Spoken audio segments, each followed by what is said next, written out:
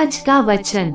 पहला पाठ उत्पत्ति ग्रंथ अध्याय 3 पद संख्या 9 से 15 और 20।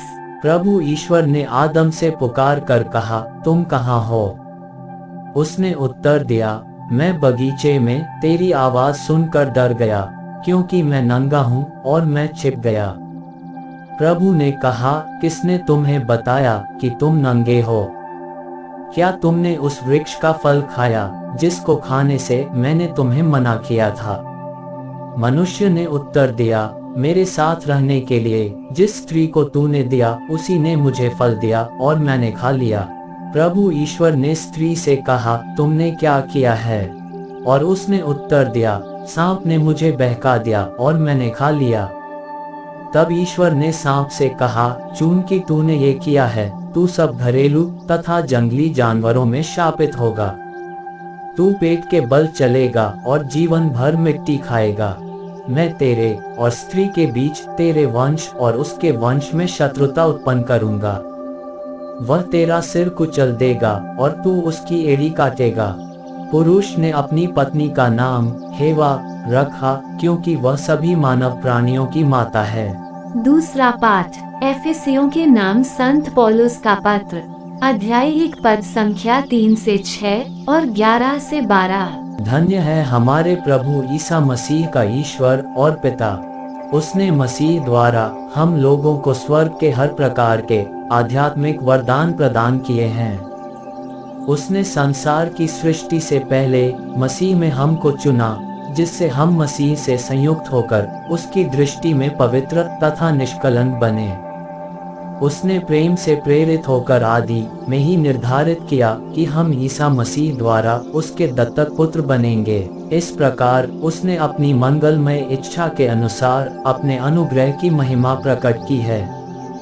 वह अनुग्रह हमें उसके प्रिय पुत्र द्वारा मिला है। ईश्वर सब बातों में अपने मन की योजना पूरी करता है। उसके अनुसार उसने निर्धारित किया कि हम यहूदी मसीह द्वारा बुलाए जाएं और हम लोगों के कारण उसकी महिमा की स्तुति हो। हम लोगों ने तो सबसे पहले मसीह पर भरोसा रखा था। यह प्रभु की वाणी है। सुसमाचार संत लूकस अध्याय 1 पद संख्या 26 से 38। छठे महीने स्वर्गदूत गाब्रिएल ईश्वर की ओर से गलीलिया के नाजरेत नामक नगर में एक कुंवारी के पास भेजा गया, जिसकी मंगनी दाऊद के घराने के यूसुफ नामक पुरुष से हुई थी, और उस कुंवारी का नाम था मरियम। स्वर्गदूत ने उसके यहाँ अंदर आकर उससे कहा, प्रणाम प्रभु की कृपा पात्री, प्रभु आपके साथ है। वह इन शब्दों से घबरा गई और मन में सोचती रही कि इस प्रणाम का अभिप्राय क्या है। तब स्वर्गदूत ने उससे कहा, मरियम डरिए नहीं, आपको ईश्वर की कृपा प्राप्त है। देखिए, आप गर्भवती होंगी, पुत्र प्रसव करेंगी और उनका नाम ईसा रखेंगी। वे महान होंगे और सर्वोच्च प्रभु के पुत्र कहलाएंगे।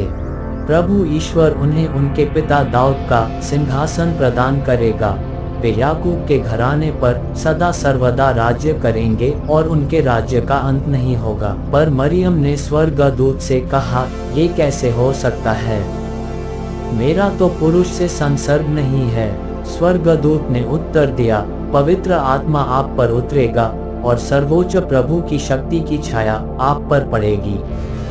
इसलिए जो आपसे उत्पन्न होंगे वे पवित्र होंगे और ईश्वर के पुत्र कहलाएंगे।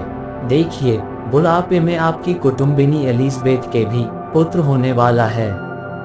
अब उसका, जो बांझ कहलाती थी, छठा महीना हो रहा है, क्योंकि ईश्वर के लिए कुछ भी असंभव नहीं है। मरियम ने कहा, देखिए, मैं प्रभु की दासी हूँ, आपका कथन मुझ में पूरा हो जाए। और स्वर्गदूत उसके पास से चला गया। यह प्रभु का पवित्र सुसमाचार है। आमीन। आज का चिंतन, निर्णय लेना हमारे दैनिक जीवन का एक अभिन्न और महत्वपूर्ण भाग है। हर निर्णय में एक जिम्मेदारी और निष्ठा छिपी होती है, जो हमें क्रियाशील बनाती है। आज माता मरियम ईश्वर के प्रति अपनी हामी भरती है और ईश्वर की माता बनने की जिम्मेदारियों के लिए एक निर्णय लेती है, और इस तरह वो अपनी हामी भरने के सही अर्थ को समझती है। उनकी हामी ने केवल उन्हें यीशु की परवरिश में आनंदित किया, बल्कि उन्हें कष्ट भी उठाना पड़ा, पर बड़ी ही संयमता से अपनी जिम्मेदारियों का वहन करते हुए उन्होंने अपने मिशन को पूरा किया। ईश्वर की इच्छाओं को स्वीकारने में अवश्य ही हमें माता मरियम की भांति हिचकिचाहट होती है, पर जब हम उन्हें स्वीकारते हैं, ये हमें अवश्य ही परिवर्तन लाती है, जो समाज और संसार में बदलाव लाने के काबिल है। पर महत्वपूर्ण बात यह है कि हम किस तरह अपने आप को ईश्वर की इच्छाओं के लिए प्रस्तुत करते हैं। आमीन।